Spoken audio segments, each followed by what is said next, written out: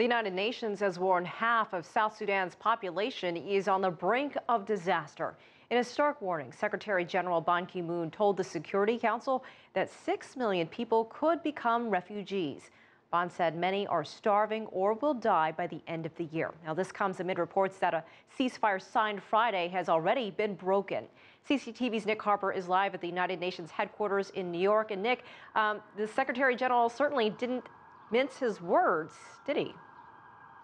No, absolutely. He spoke to the Security Council, and during that briefing, he talked about a mounting crisis in South Sudan.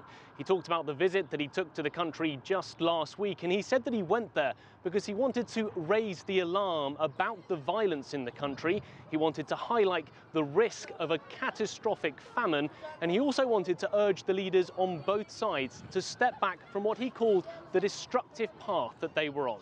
Much of the briefing was taken up talking about humanitarian issues and how the people of South Sudan have been affected by this 5-month crisis. While he was there in the country, he visited Tomping Camp, one of the camps where 20,000 displaced people are currently living, people who've had to leave their homes to flee from the fighting. And he said that the conditions in the camp were the worst that he had ever seen in any camp he had ever visited. He said at the moment in South Sudan, 5 million people were in need of humanitarian assistance, but the situation was getting worse. And after briefing the Security Council, he spoke to reporters to express his worry about the situation in the country. I was extremely alarmed by what I saw and heard during my brief visit to South Sudan. The threat of massive famine is clear and present danger.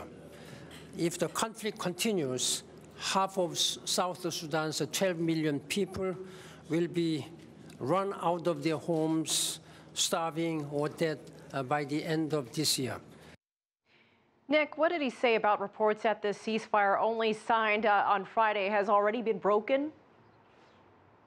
Well, he said that quite simply, the fighting had to cease immediately. He said that was the top priority, and he was urging maximum restraint from both sides.